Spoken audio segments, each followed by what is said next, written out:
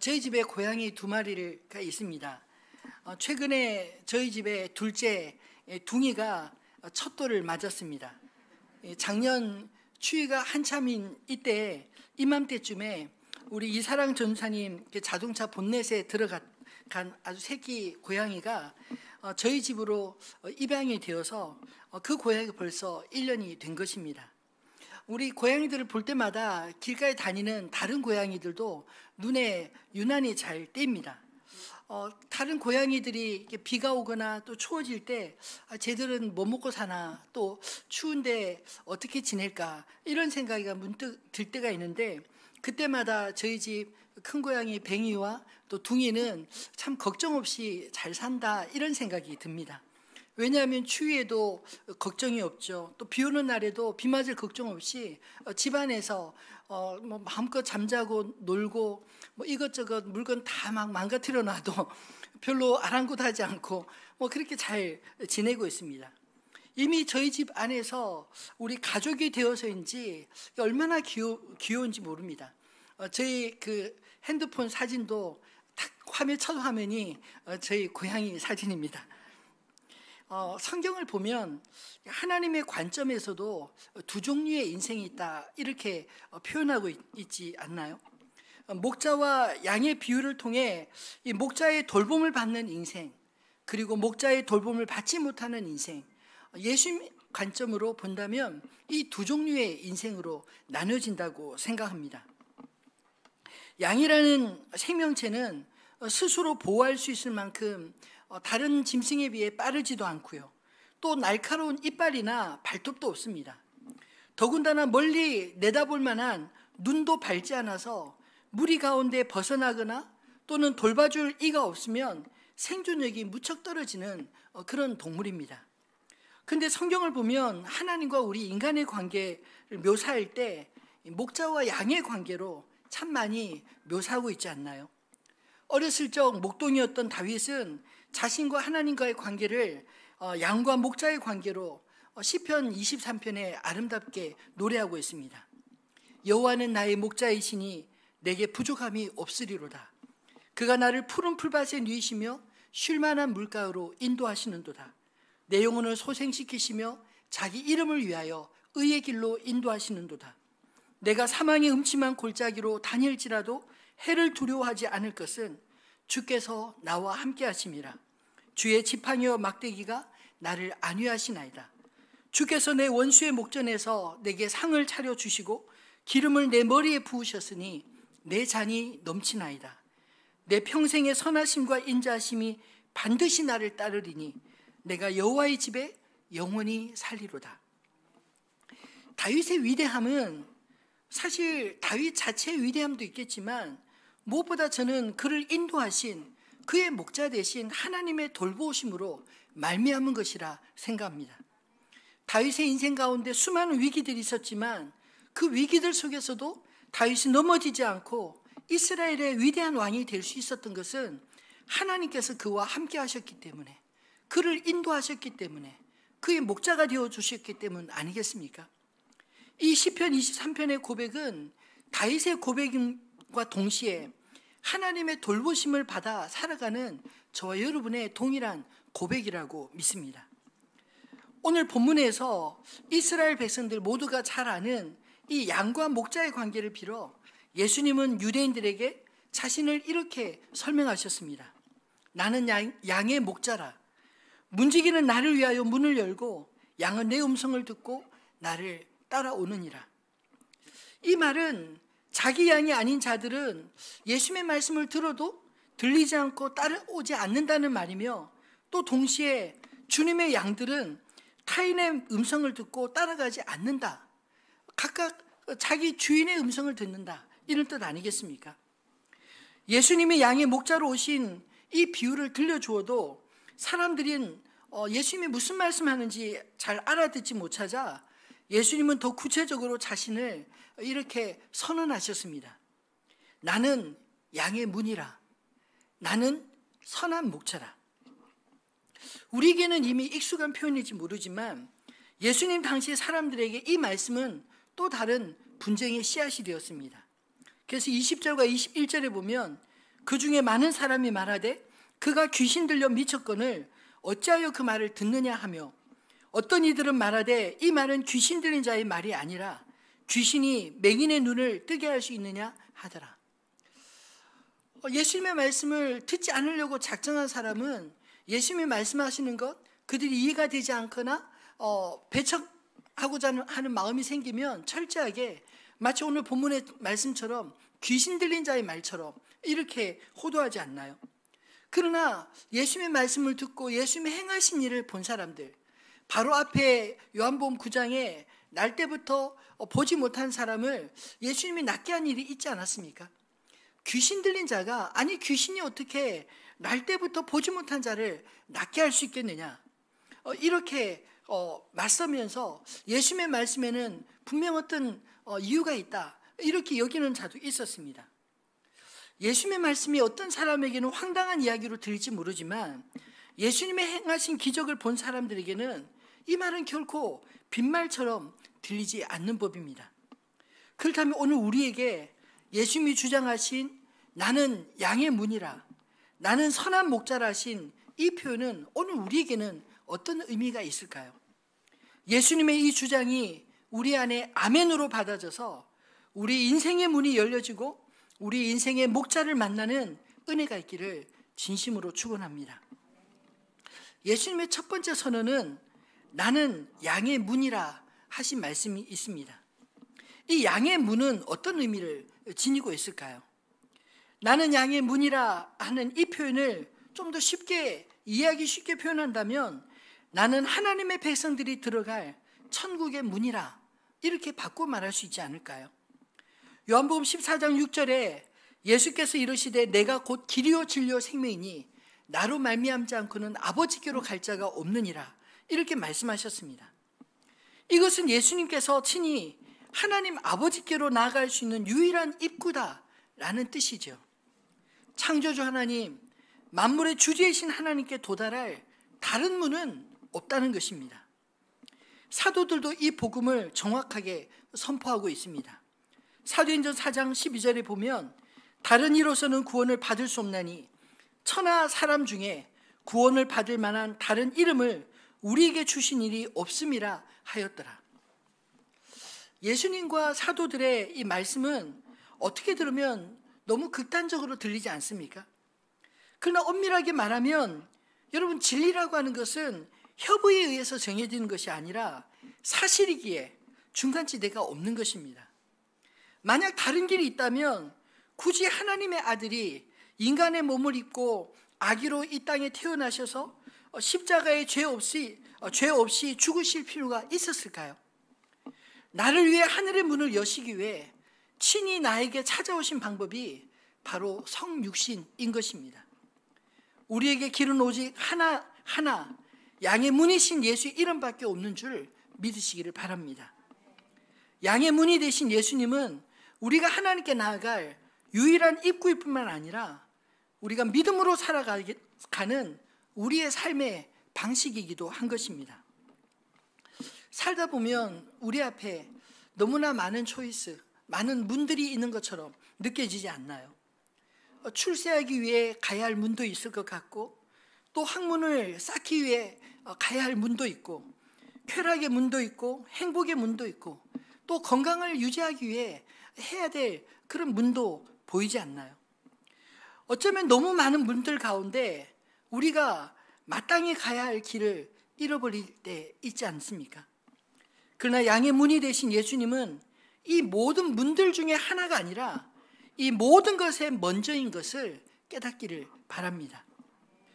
마태복음 6장 33절에 그런즉 너희는 먼저 그의 나라와 그의 의를 구하라. 그리하면 이 모든 것을 너에게 더하시리라.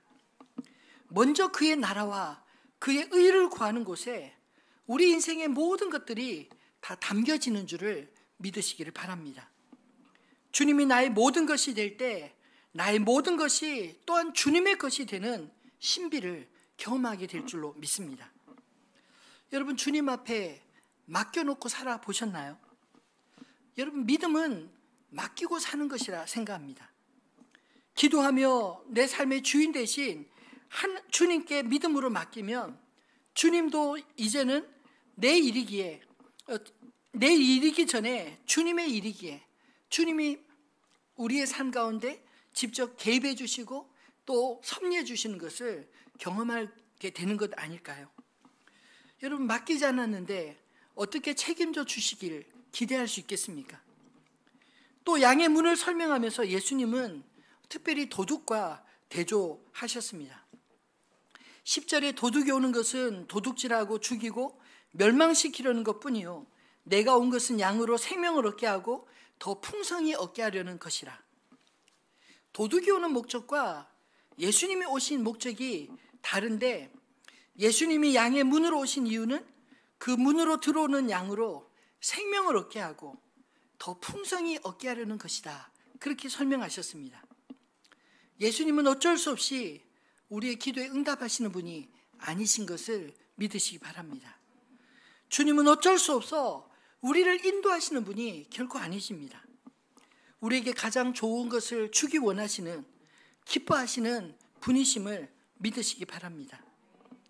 양의 문이신 예수님을 통과하면 우리는 언제나 하나님 나라를 출입할 수 있습니다. 9절에도 내가 문이니 누구든지 나로 말미암아 들어가면 구원을 받고 또는 들어가며 나오며 꼴을 얻으리라. 예수님의 이름이 마치 하나님 나라의 출입증과 같다, 이런 뜻 아닐까요?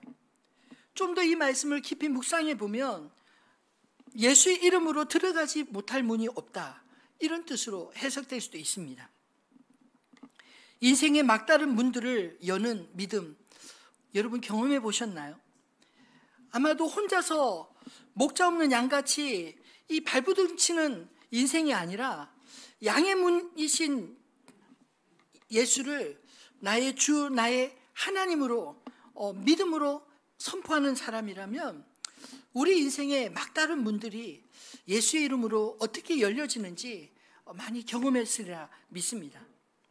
여러분, 우리는 구원을 받을 뿐만 아니라 오늘 본 9절 말씀처럼 들어가며 나오며 꼴을 얻으리라 주님이 말씀하지 않나요? 이 말은 우리에게 있어서 예수 그리스도는 구원을 얻기 위한 분뿐만 아니라 구원의 주님일 뿐만 아니라 우리 일상의 필요까지 채우시는, 돌보시는 주님이시라는 것을 말씀하신 줄 믿습니다. 그것이 나의 필요를 채우시는 그 주님을 경험할 때 비로소 우리의 믿음이 더욱더 자라나는 게 아닐까요? 여러분, 문제가 있으면 혼자 끙끙대지 마시고 주님 앞에 나아가서 다 아뢰이십시오. 주님께 맡기시면 주님이 우리 인생에 어떻게 돌보시며 인도하시는지 분명히 경험하게 될 줄로 믿습니다. 그 믿음이 바로 목자를 향한 양의 도리, 믿음이라고 생각합니다. 그의 이름으로 선포하는 곳에 사막이 옥토로 바뀌는 은혜가 임하는 줄 믿으시기 바랍니다. 비록 불신의 땅이라도 예수의 이름을 부르는 자들에게 구원의 문이 열리는 줄 믿으시기 바랍니다. 당장 예수를 믿지 않는 가족이 있거나 또 이웃이 있다 할지라도 너무나 단정적으로 영원히 믿지 않을 사람처럼 여기지 마십시오. 왜냐하면 예수 그리스도의 이름, 지금 당장은 그가 깨닫지 못하고 이해하지 못한다 할지라도 그러나 성경 역사를 통해 보면 과정들이 있지 않나요?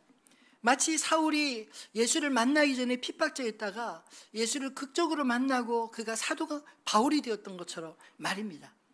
우리 인생에 아직 그에게 열려지지 않은 예수의 문 앞에 우리가 끊임없이 그를 위하여 중보한다면 어느 때인가 어느 순간인가 그의 마음의 문이 예수님 앞에 열려지고 그에게 주님이 나에게 주님이신 것처럼 그에게도 주님으로 다가오게 될 줄로 믿습니다. 두 번째로 예수님의 선언은 나는 선한 목자라 라는 말씀이었습니다. 예수님 당시 이스라엘 백성들의 상황이 어땠을까요? 마태복음 9장 36절에 보면 그 당시에 예수님 당시에 그 백성들을 향한 주님의 마음을 이렇게 표현하고 있습니다. 무리를 보시고 불쌍히 여기시니 이는 그들이 목자 없는 양과 같이 고생하며 기진함이라. 양들에게 목자가 있다면 고생하지 않고 목자가 인도해 주는 대로 푸른 초장 쉴만한 물가로 인도함을 받지 않겠습니까? 근데 예수님께서 예수님 시대에 그 백성들을 바라볼 때 그 안타까운 마음은 그들 가운데 목자 없는 양과 같이 그들이 고생하며 기진하고 있었다라는 것입니다. 그 당시에도 모세 율법이 선포되고 있었지만 문제는 말씀대로 행함 없는 그런 지도자들과 백성들로 인해 하나님의 나라가 그들 가운데 무너져 있었다라는 뜻입니다. 마치 나라 잃은 백성처럼 떠돌아다니는 그런 형국이 예수님의 안타까움을 자아내는 그런 말씀 아니었을까요? 어쩌면 오늘 우리 시대에도 이런 일들이 일어나고 있지 않나 참 안타깝습니다. 만약 우리가 하나님의 말씀을 알아도 우리가 그대로 살지 못한다면, 목사가 그렇게 살지 않고 가르치지 않는다면 하나님의 나라를 잃은 백성들이 떠돌아다니듯 이 땅에 가나안 성도들이 늘어나게 될 것입니다. 사랑하는 성도분, 예수님이 우리의 선한 목자이심을 기억하고 그 선한 목자이신 주님 앞에 그 믿음으로 나아갈 수 있게 되기를 소망합니다. 특별히 예수님께서 자신을 선한 목자라 이렇게 주장하시는 이유가 무엇이었을까요? 그것은 에스겔서 34장 예언의 성취였습니다. 우리 에스겔서 34장 1절로 6절까지 한번 같이 읽어볼까요? 여호와의 말씀이 내게 임하여 이르시되, 인자야 너는 이스라엘 목자에게 예언하라. 그들 곧 목자에게 예언하여 이르기를, 주 여호와께서 이같이 말씀하시되, 자기만 먹는 이스라엘 목자들은 화 있을진저 목자들이 양떼를 먹이는 것이 마땅하지 아니하냐. 너희는 살찐 양을 잡아 그 기름을 먹으며 그 털을 입되 양떼는 먹이지 아니하는도다. 너희가 그 연약한 자를 강하게 아니하며 병든 자를 고치지 아니하며 상한 자를 싸매어 주지 아니하며 쫓기는 자를 돌아오게 하지 아니하며 잃어버린 자를 찾지 아니하고 다만 포악으로 그것들을 다스렸도다. 목자가 없으므로 그것들이 흩어지고 흩어져서 모든 들짐승의 밥이 되었도다. 내 양떼가 모든 산과 높은 맷뿌리마다 유리 되었고 내 양떼가 온 지면에 흩어졌으되 찾고 찾는 자가 없었도다. 이 상황들이 참 끔찍하게 보이지 않습니까? 근데 이것은 그 시대의 이스라엘 목자들의 횡포에 대한 하나님의 엄중한 그런 심판의 메시지고 그 상황에 대해서 설명하는 말씀인 것입니다. 그 시대의 이스라엘의 지도자들, 제사장들, 그 시대의 그 목자들이라 하는 자들은 자기 배만 채우는 자들이었고, 그리고 그들이 돌봐야 될 양들을 방치하는 그런 자들이었다고 말씀하고 있습니다. 근데 이 말씀이 예수님 시대에 제사장들의 횡포, 바리새인들의 횡포와 동일한 같은 맥락처럼 보이지 않나요? 그런 예언 가운데 선한 목자가 출현할 것을 15절로 16절에 이렇게 말씀하고 있습니다. 내가 친히 내 양의 목자가 되어 그것들을 누워있게 할지라. 주 여호와의 말씀이니라. 그 잃어버린 자를 내가 찾으며 쫓기는 자를 내가 돌아오게 하며 상한 자를 내가 싸매주며 병든 자를 내가 강하게 하려니와 살찐 자와 강한 자는 내가 없애고 정의대로 그것들을 먹이리라. 여호와 하나님께서 친히 내 양의 목자가 되겠다, 그렇게 말씀하고 있습니다. 오늘 예수님께서 나는 선한 목자라 라고 말씀하시는 그 맥락과 같은 것 아닌가요? 이스라엘 잃어버린 양들을 찾아오신 주님은 동시에 오늘 본문 16절에 또 이렇게 말씀하십니다. 또 이 우리에 들지 아니한 다른 양들이 내게 있어 내가 인도하여야 할 터이니 그들도 내 음성을 듣고 한 무리가 되어 한 목자에게 있으리라. 누구를 지칭한 말일까요? 사실 이 우리는 하나님 나라를 가리킨다면 이 우리에 들지 아니한 다른 양들은 이방인들을 가리킵니다. 앞서 이야기한 것은 유대인 잃어버린 양들에 대한 이야기라면 예수님은 그들에게만 관심이 있었던 것이 아니라 아직 하나님 나라 우리에 들어오지 않은 다른 양들, 즉 이방인들까지 염두에 두고 그들도 내가 부르리라 말씀하고 있지 않나요? 사랑하는 성도 여러분, 엄밀하게 말하면 우리가 여기 16절에 속한 자들입니다. 주님께서 이스라엘의 잃어버린 자들을 먼저 찾으시고 아직 돌아오지 않는 양들을 위해 복음을 전해주셔서 우리가 주님 앞에 나올 수 있게 된 것을 기억하시기 바랍니다. 그것은 지금도 마찬가지입니다.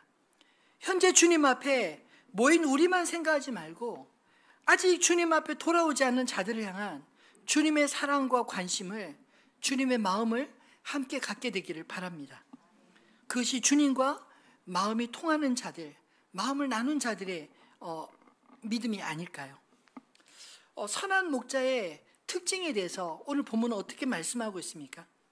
특별히 양들을 위해 자기 목숨을 버리신다는 것을 2번씩이나 반복적으로 말씀하고 있습니다.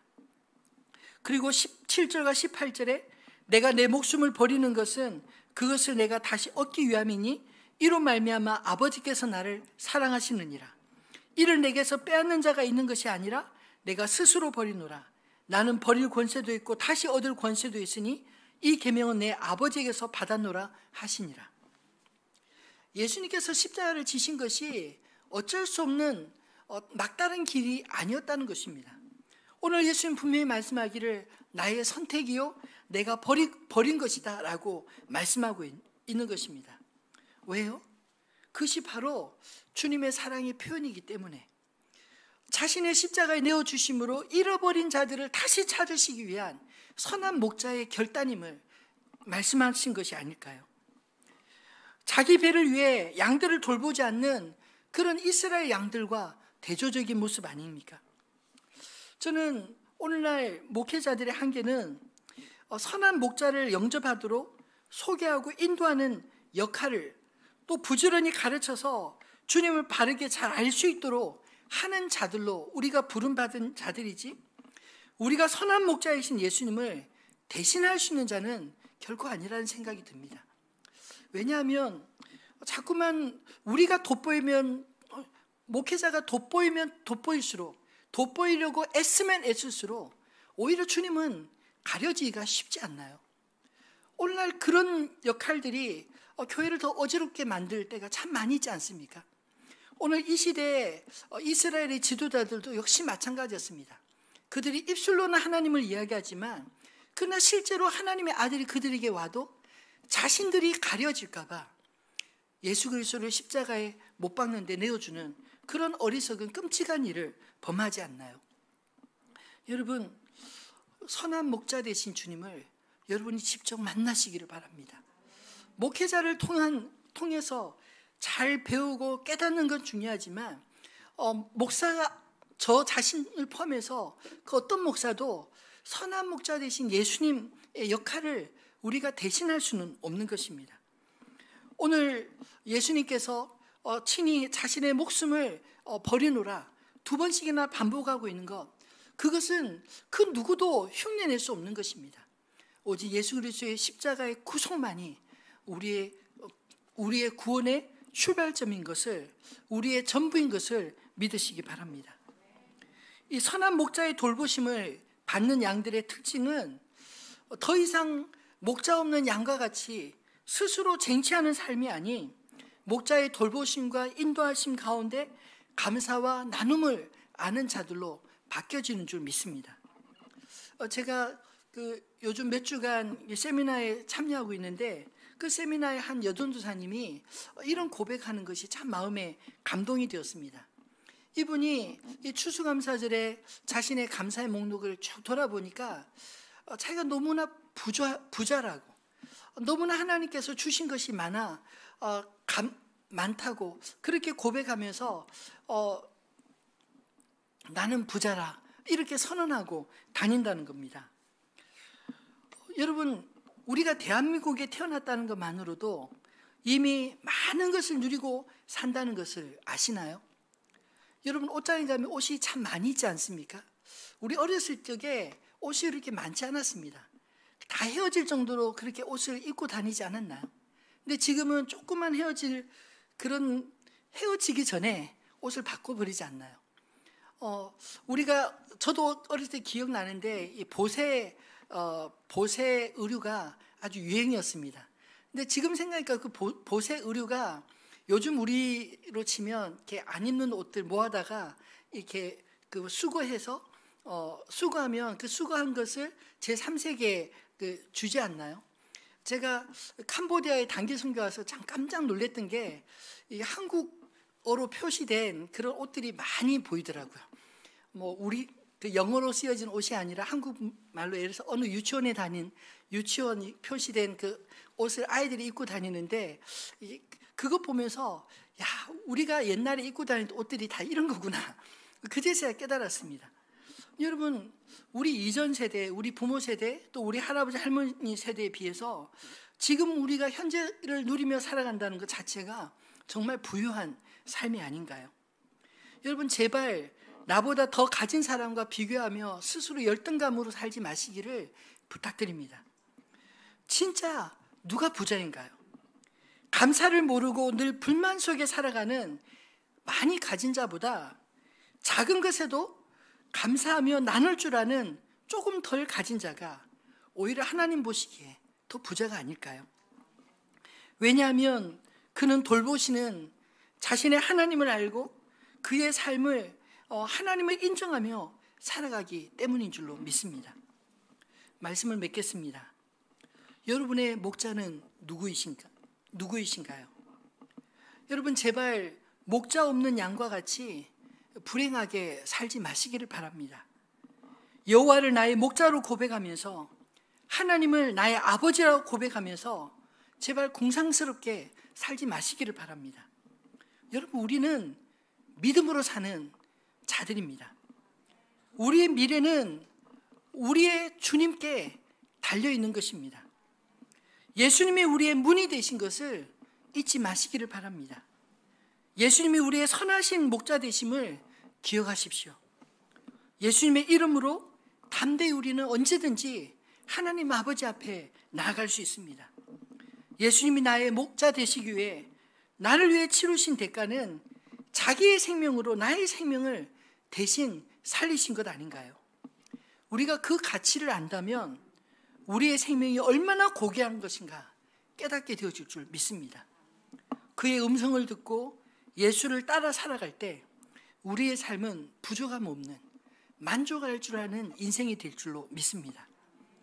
여러분, 예수님께서 내가 출입할 문이 되어주신 것 감사하지 않나요? 내 앞에 막힌 문들이 예수의 이름으로 열고 나가시기를 바랍니다. 예수께서 나를 아시고 나를 돌보시는 선한 목자이심을 날마다 고백하며 주님 앞에 담대하게 살아가는 저와 여러분 되시기를 주님의 이름으로 축원합니다.